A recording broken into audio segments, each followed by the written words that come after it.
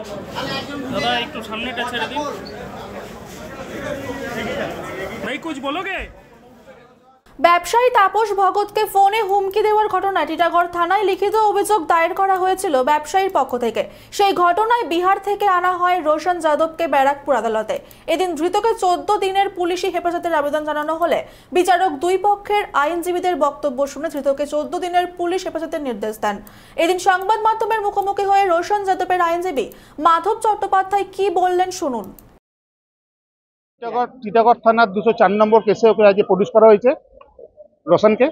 Roshan Yadav LS তাতিয়া, ওকে বিহারের Beur jail থেকে আনা হয়েছে। ওখানকার একটা অন্য কেসে ছিল, এখানে একটা এক্সটর্শন মামলায় ওকে এখানে নিয়ে আসা হয়েছে। কিন্তু যে কেসে ওর এফআইআর নাম নেই, কমপ্লেনের নাম নেই, সেই কেসে ওকে নিয়ে আসা হয়েছে।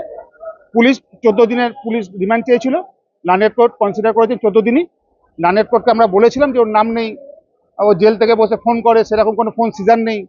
যদি এরকম কিছু হতো তাহলে আমাদের জেলার বাবু এ কেসে আসামি হয়।